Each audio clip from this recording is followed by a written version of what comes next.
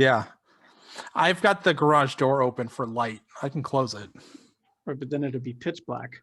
It won't be pitch black. I got that. I don't hear anything. All right.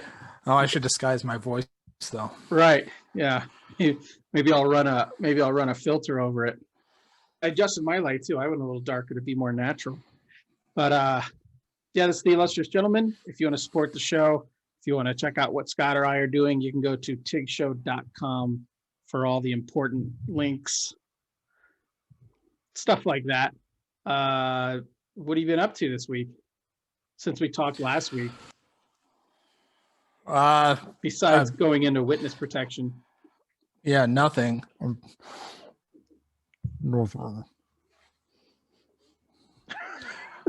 haven't been up to anything. Okay. No. Yeah, nothing. I got quarantine kids. So I'm doing that again. Mm-hmm. Like real quarantine, because my oldest tested positive for the COVID. So everybody else had to stay home. So that sucks. Yeah, they can't even get outside really to run around or anything. No, they're going crazy. Yeah, I bet.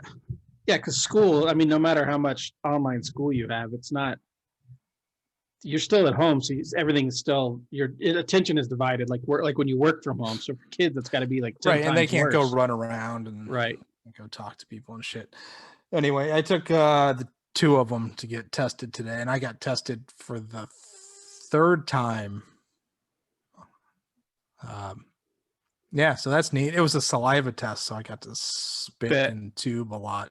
Yeah, the one test I did, it was a spit, and it's oddly difficult to fill that much spit without like hocking a loogie or whatever into it. Yeah, it's real hard. You don't understand how much spit you don't produce, and it's super fucking gross. Yeah, you're sitting there 8 feet away from somebody else, and you both are just spitting into it too. Yeah, it's great. Yeah. So then somebody's job is to stand there all day and collect tubes of saliva from strangers. Right. So you everyone's healthy though? Other than disease running through your home, there's no like side effects? Yeah, well, I guess it's 48 hours, so we'll find out. It's Thursday now, so Saturday sometime. Yeah. So it'd be nice to not. Right. Not. Whatever. Well, I hope everyone there stays safe, except for that dog next door. Yeah, I hope that dog dies. Well, I say it every day, all day. Oh, I look at my cats in the face and I tell them I wish they were dead. But then when one of them gets like a cold, then I feel bad. So that's what I'm gonna be known for. Like that's how my kids are gonna remember me. God, Dad really hated that dog. Yeah. Hey, it's better than hey, Dad really hated us. It's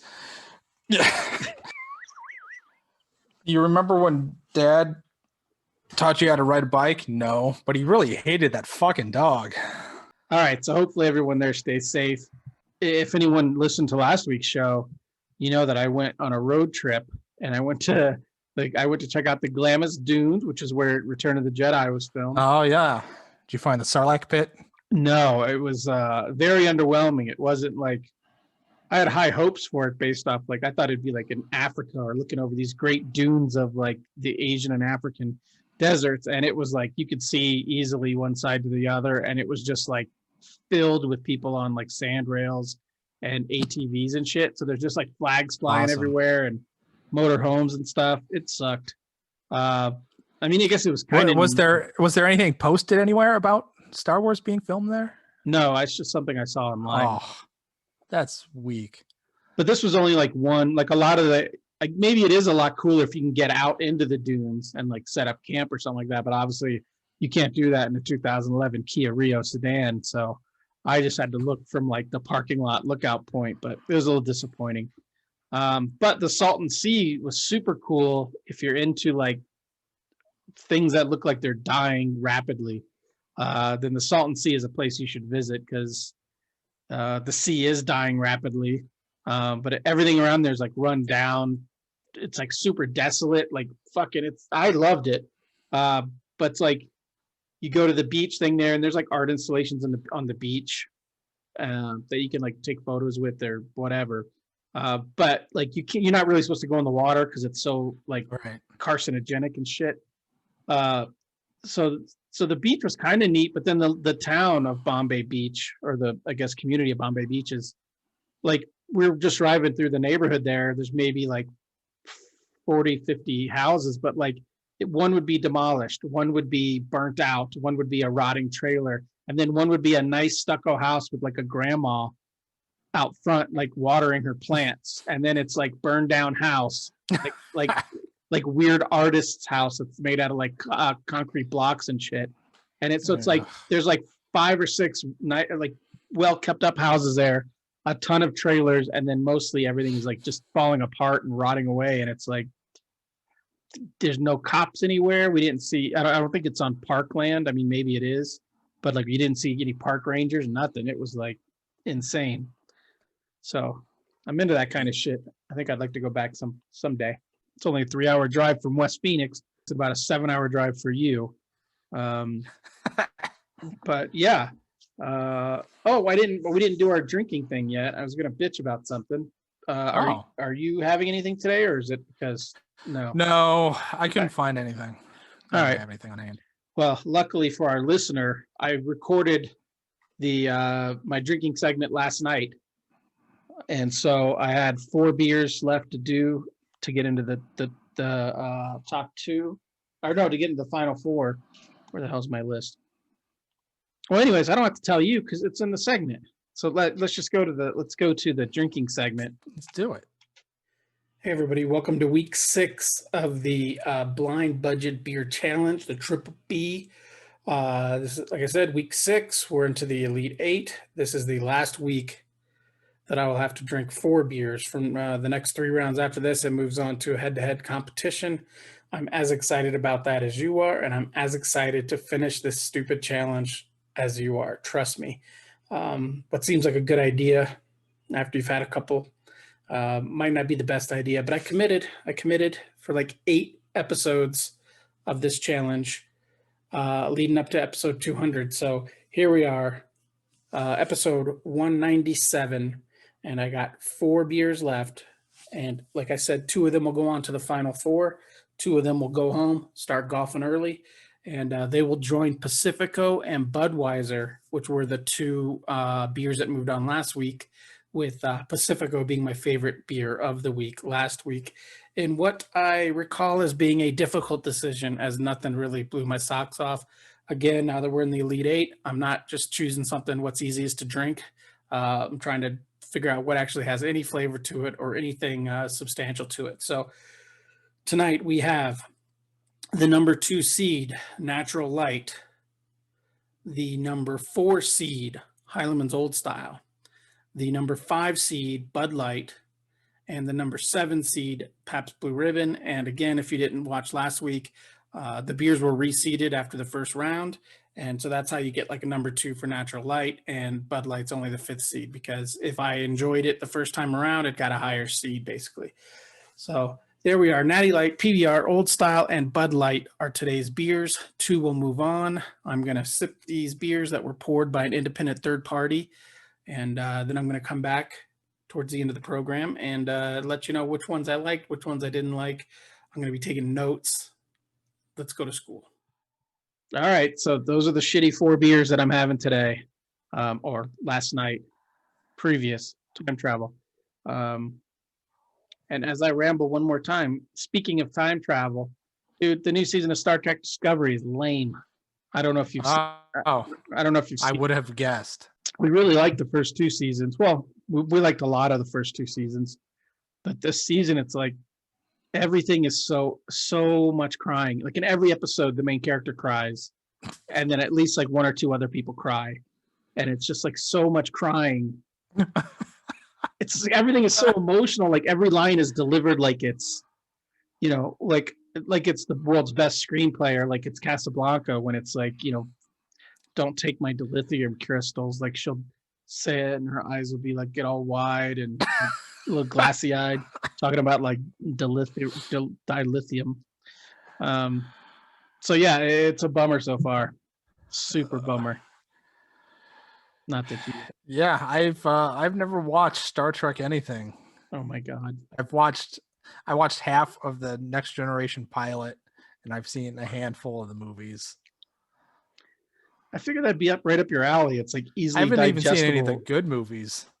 Oh, right. You probably saw like I saw Star Trek 6 and First Contact.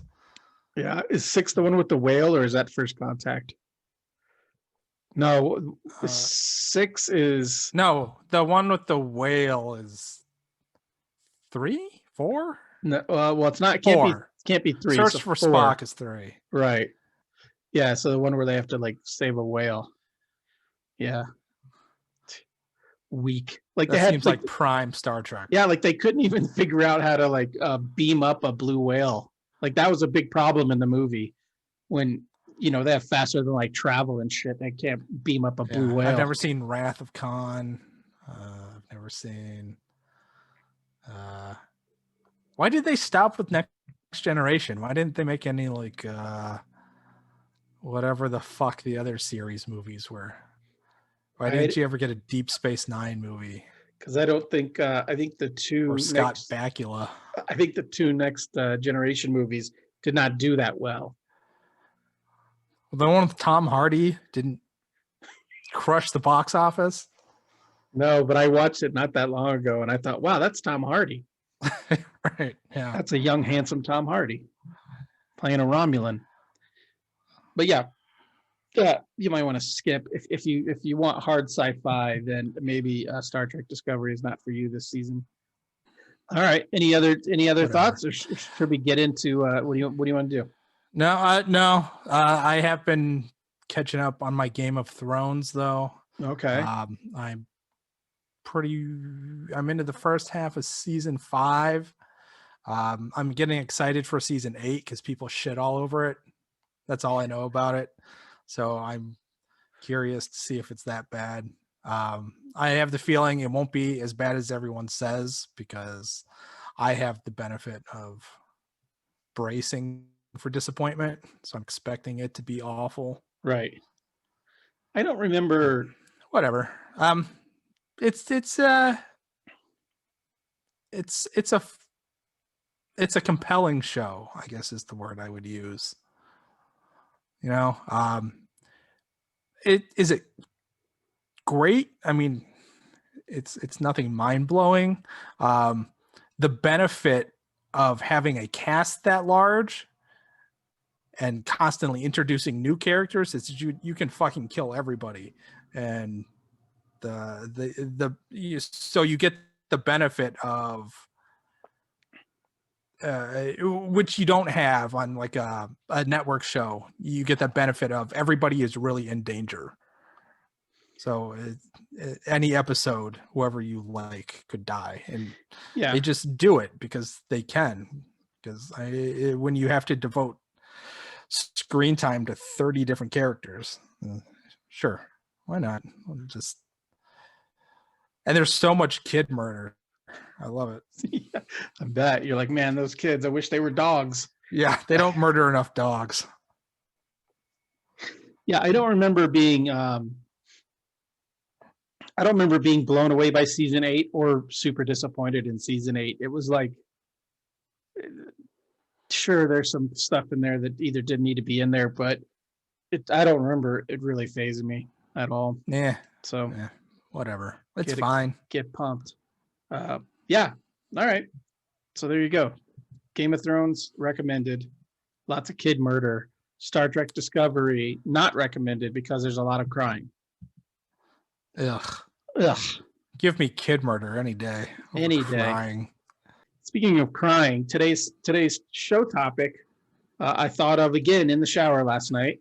Pretty good thinking spot for me. So I was thinking about in sports, the idea of relegation and promotion. I really like that concept. I understand why it could never work in like American. Now you got to be sports. specific. You can't just say sports because it's not just sports. Well, I'm going to read the Wikipedia definition here because it's not all sports, but it's a lot more sports than just soccer. Oh, really? Yeah. So according to Wiki, in sports leagues, promotion and relegation is a process where teams are transferred between multiple divisions based on their performance for the completed season.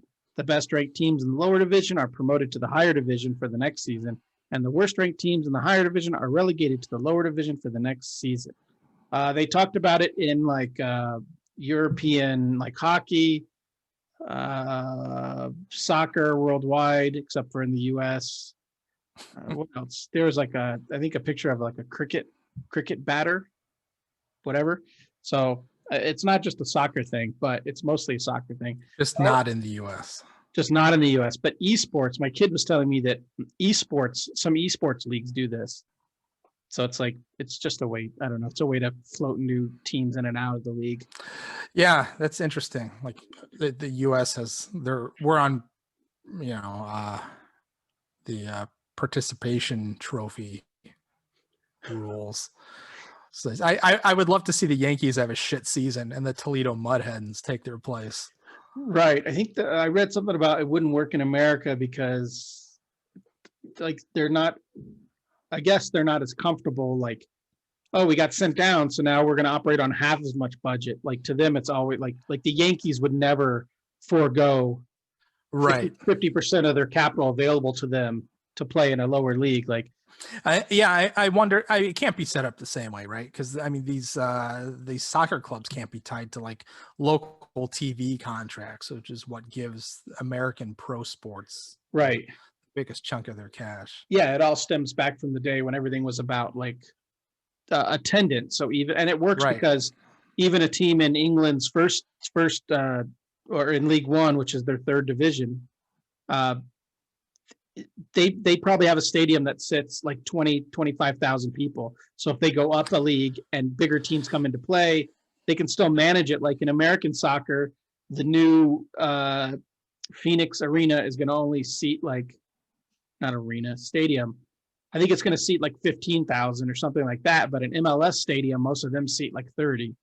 So it's like, yeah, they've got to have different free agent rules and shit too, I would imagine. Yeah. Oh, definitely. I think there's a lot less freedom of movement. Yeah, you would think there would have to be. Okay, so anyways, I was thinking about promotion and relegation, and so I thought it'd be fun to do like a comic book version of that. So, like, imagine a world where a comic book company can only have like, they're limited to the amount of books they can sell in their line, 20, 40, whatever it is. So Scott and I will take some books that we think have had a good run and relegate that character or team to like a guest star only status. They can't headline a book. And in return, we'll promote a character or a team that doesn't have their own book that we think deserves it's their time to shine. You know, it's their one shining moment or whatever that stupid song is. So yeah, we're gonna take some properties and either promote them or relegate them, and why. So do you want to go first since I've been talking nonstop? Sure. Yeah, I did 3 for each. What do you got? I have yes. So 3 pairs. I have the same. Okay. Yeah. Okay. I didn't do pairs. I didn't do like from one publisher, one up, one down. Oh, okay. That's fine. But yeah, what do you want to start with? Do you want to start with relegation or promotion? Let's because mine are paired together. So let's do your first. Let's do your first. Okay. Do a relegate and do a promotion, and then we'll jump over to me. Okay. All right. I can sort of pair one up here. I would relegate the Fantastic Four with the caveat that I would promote Thing and just so would it him be around in a solo book. Okay. And we've kind of talked a little bit about Fantastic Four in the past, but what is your biggest problem with him and why it's do you a hard sell? Yeah. I think everybody outside of Thing is pretty boring. He's interesting in that, you know, he's not smart. He's not your typical superhero guy. He's just this dumb regular oaf, and now he's in a monster's body. That's sad. I was thinking about Human Torch today and how stupid he is. Just like the aesthetic of it. Like, you think about other like fire superhero characters, like everybody's got sort of a, or the best ones have sort of a kind of unique shtick, like Cannonball. He's only the bottom half of his body is cool. Right. And Sunspot looks neat with all the dots and shit. And like nobody else does the full fire thing. It just looks stupid. Reed Richards always looks dumb when he's stretching and shit. And then Invisible Woman's just boring. Yeah, just get rid of him. I don't want it. Well, I guess if you have a Thing book, then they could be the guest stars in a Thing book. Sure. But always maybe. Like he's just like he's just walking past them and they're just being dumb. Like Reed Richards is getting like his toast out of the toaster from the other room, or like Human Torch is heating up some coffee, because that's all they're good for. Yeah, just have them be derpy, just total dorks. It's easy for Reed. Nerd. So okay, I had a feeling you were going to take Fantastic Four. Not that it was like a draft, and not that it was a draft, and then we had other ones. So it's a good guess. I obviously didn't take when I make my picks, I didn't take any sales into account, obviously, because I'm going to be gutting some profit out of my publishers here. But for my Marvel pick, I took a Spider-Man family character to relegate and another Spider family character to promote. So I want to send Venom down for a spell and let him cool off a little bit. To me, he's kind of like the Hulk. Like, he works better in small doses. And now he's like, I don't know how many monthly titles he has. And the whole crossover is about the symbiote that's going on line wide. But like, it was basically a character that was like essentially created on one hand because Spider-Man was lazy and they needed a way. Like, Peter Parker's just a lazy piece of shit in the comics. He doesn't want to always get undressed or whatever. So all of a sudden this thing can be like, oh, I can cover your body. He's like, oh, do it for me. It's just, I think the look of Venom is cool, but it's just too much. Send him into space, or after this crossover, send him into space and he can guest star in like Guardians of the Galaxy. Planet Venom.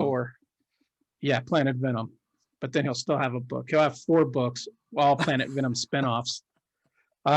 So let's get Venom on the back burner, let him cool out, let him recharge. Remember when we were kids, we were reading comics, like the second appearance of Venom was like, oh shit, he's back. Now it's like he never goes away. So relegate Venom. I don't remember this. Okay. Relegate Venom and promote Solo, another Spider-Man character who I always liked. I think it's because his first appearance, I think, might have been a McFarlane issue or something. Like, the character Solo. Yeah.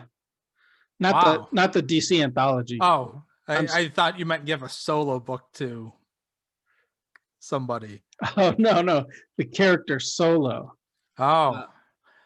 So I have thoughts. I can't imagine a more unlikely pick. Solo. So, I got all sorts of stuff going on here. Yeah, cool. Yeah. And tell me about this Solo book. Okay, so right now in America, or in the world, we're living in a time where the Punisher character is kind of like problematic because of all the asshole, cops and psychopaths who wear the badge. And but so you have Solo, who's a similar character, but he's actually better because he actively renounced his citizenship and loyalty to any country. So he'll just overthrow tyrants everywhere, which I think is cool. Like, he would have teleported into the Capitol building the other week, like that kind of hero. So like Jason Bourne meets the Punisher, but because he has superpowers, he can have super villains and other superhero guest stars. Be great. And his catchphrase is, while Solo lives, terror dies. Did you make that up, or is that real? It's real. That's his catchphrase.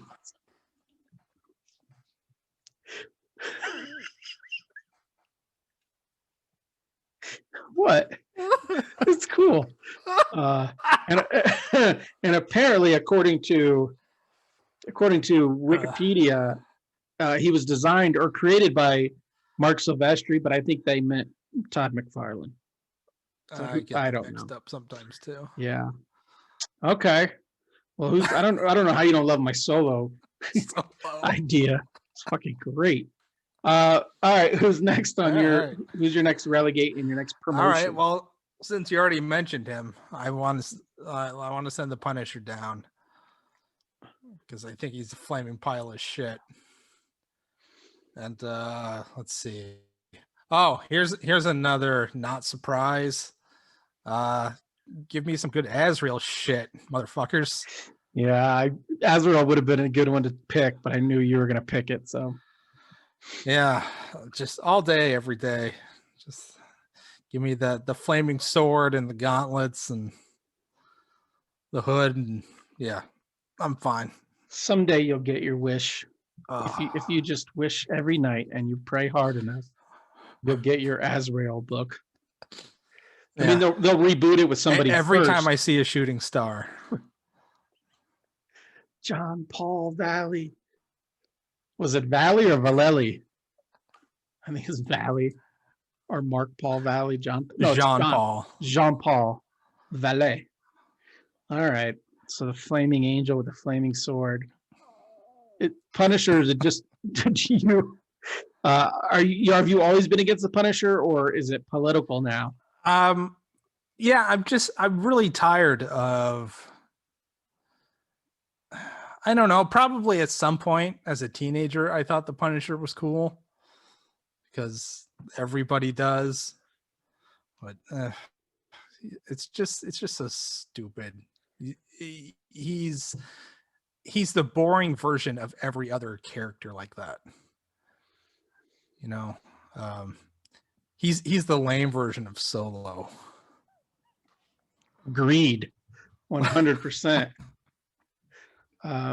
Okay, so for my next two picks, sorry, I'm burping. For my next two picks, I went to DC. I already did my business in Marvel, gave them another top selling book. Now I'm going across the street to DC, and I'm going to switch out some Bat family characters. I'm going to relegate Harley Quinn because just like Venom, there's way too much Harley. They bombard you with the character. I mean, there's like 15 different versions and like 16 different books. None of them ever really grabbed me. I guess when I watched the cartoon, I liked the original version of Harley Quinn, but even that is kind of lame. Gets on my nerves. So if you just sent her into the background and canceled all of her books, you would lose all your money. But then she could guest star more frequently in all these books that you want her in. So that's where I would use that character, and then I would promote a character that I've always kind of dug the look of. That's because Darwin Cook drew him, but I'd promote Slam Bradley, but I would make it like a detective book set in Gotham, like a private detective book. So you get street level, sometimes supernatural level crime. You get an old Sam Bradley.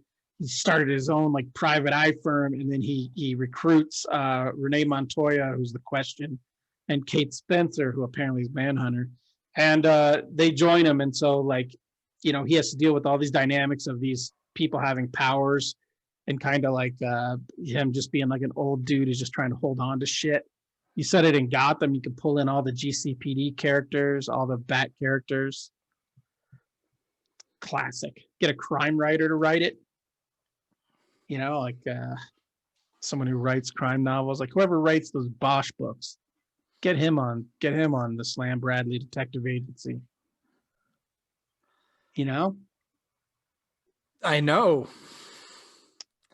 I thought we disconnected. I couldn't hear you. No, you're on a mission to bankrupt everybody. Yeah. Hey, I'm about quality. Let's let some other geek worry about the numbers. Okay.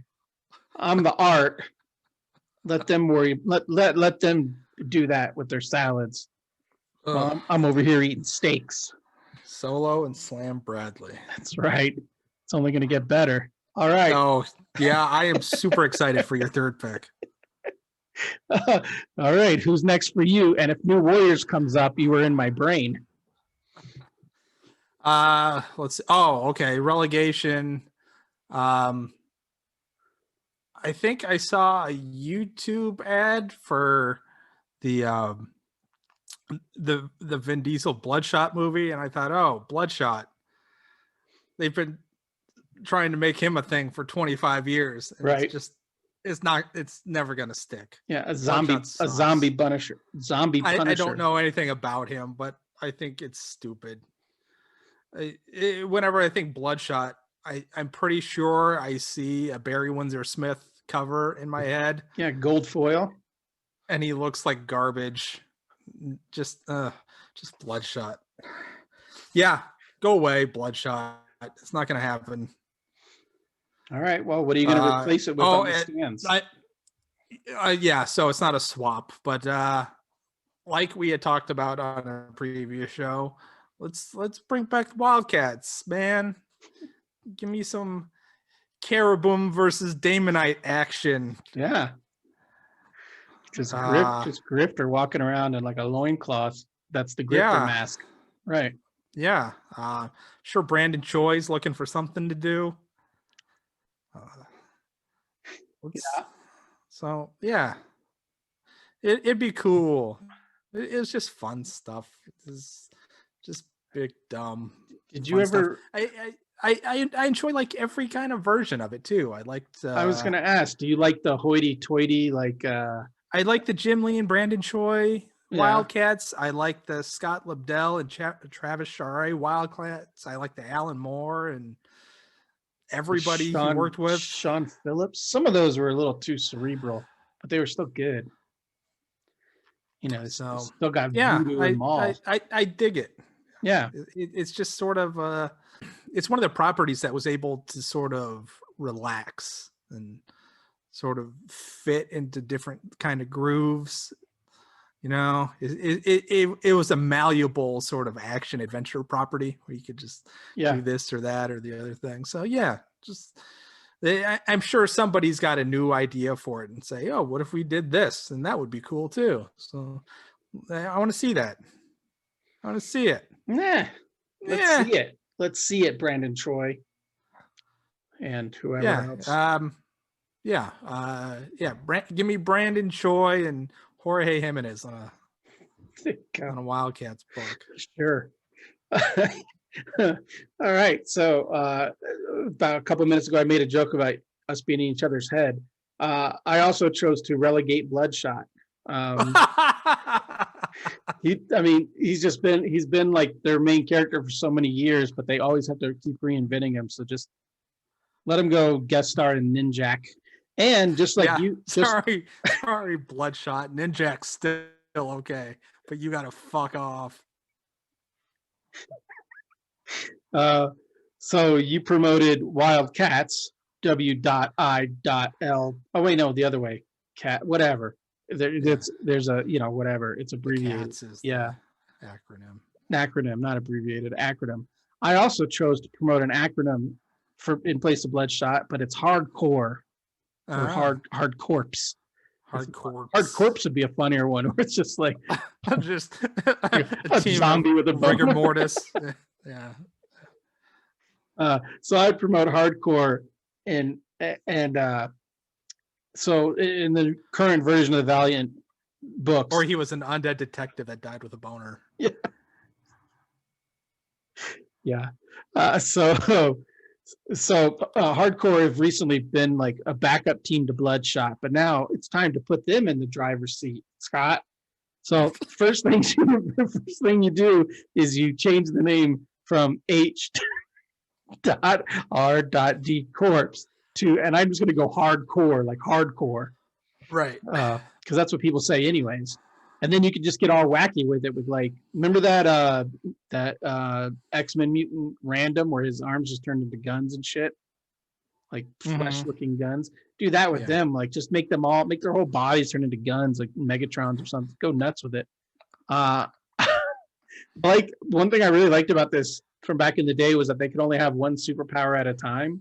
I don't know if you ever read the comic, but no, nobody did. But like if someone was shooting at them, they would call up like invulnerability. But then if someone was shooting at them while they were falling, they couldn't fly because they had to stay invulnerable. So that, but it's like a team, say 5, 6, whatever, good squad. And then there's only so many powers to go around. So it's defined somewhere in some comic. There's like 15 or 20 different options they could have. So no two people can have the same thing at once. So it's like, it's interesting because, maybe somebody wants something. Somebody like, I want to fly. And then someone else is like, fuck you, I'm flying. And then, so, drama. But it's got like a Suicide Squad vibe to it. You can have all the big action, all the big violence. Yeah, you could have Bloodshot show up every 2 issues and get killed because he'll just come back. Cool. Yeah, I can't wait for the solo hardcore crossover. Yeah, well, they can't unless Marvel and Valiant reach a publishing agreement. Yeah, what's that? Did you have one left, or you done? No, you're done. We both. Yeah, I'm so done. we both buried Bloodshot. Yeah, and talk that's shit. Funny. Talk shit about the Punisher. Probably lost a listener or two. I was waiting for Shadow Cabinet. Oh shit. Yeah, I didn't think about that. I kind of just set my mind to like a Marvel, like superheroes, so Marvel, DC, Valiant. I didn't think about Shadow Cabinet, but I already did. I mean, if you want to hear if you want to think about what I want to do with Shadow Cabinet, it's in an episode somewhere. Yeah, somewhere. Probably not titled Shadow Cabinet. So just listen to all 190 something episodes up till now. Yeah, you mentioned it in 150 of them. Should we jump over to find out which of the last 2 beers make up the final 4? Man, I can't wait. I know. Let's go over there now. All right, and we're back. So I taste tested 4 beers, did a blind taste test. I had a hard time telling the difference between any of them. I think that's by design. But I had to make some choices, difficult choices. So I did what was asked of me, and I completed the Elite 8. So let's see which other 2 beers here go on to the final 4. Tasting notes. Let's see. Let's do the first one. Let's do the winners first. No, let's do the non-winners first. So beer C was Pabst. And my note was that it had some sort of flavor, not great, not bad. And I think that describes PBR pretty well. It's just there, serves a purpose, and it's not terrible. It's not great. So it's gone. B was Old Style, which I wrote down my notes that was forgettable, but easy to drink. And I mean, forgettable, that's not true. Heileman's Old Style is a classic. I, for one, will never forget Old Style, but it did not make the Elite, or did not make the Final 4, to my great dismay. It was the lowest seeded beer coming into the Elite 8. Or sorry, coming into the Sweet 16, it was the lowest seeded beer. It gets bounced in the second round. Sorry, Mr. Heileman. Okay, so let's see. A was my second favorite, if you could call it that. A was Natty Light. I can't believe Natty Light's moving on. It was a dark horse. It made the tournament at the very end. Lone Star had to bow out for reasons, COVID reasons. Lone Star couldn't make it, so Natty Light jumped into the bracket, and now it's in the final 4. I can't believe I'm even saying this. It's blowing my mind. A beer that I never even considered, never even gave it the time of day, is moving on to the final 4. And then that leaves my favorite beer of the day, Bud Light. It's just, I mean, man, I don't know what to do. This is turning into a train wreck, but hey, we're going to do it. So the final 4 is Budweiser, Bud Light, Natty Light, and Pacifico. So I got 3 Anheuser-Busch beers in the final 4. Who knew I was a Anheuser-Busch homer? But there you go. Next week, we're going to be doing 2 beers. I'm going to reseed the beers. Again, 1 through 4, and next week will be the 1 through 4. The week after that will be the 2 through 3. Episode 200 will be the final. Thank the blessed baby Jesus. Yeah, so there we are. There we are, the final 4. Shocking, really. I mean, shocking. It's all they talked about on the Sirius XM channel this morning that's devoted to podcast drinking challenges. It's like channel 402. But yeah, anything else? Anything else in your notes we didn't get to? Any other cool shit? Nah, bro. All right, well then send us home, Scott. That's it. Yeah. Fuck off, everybody.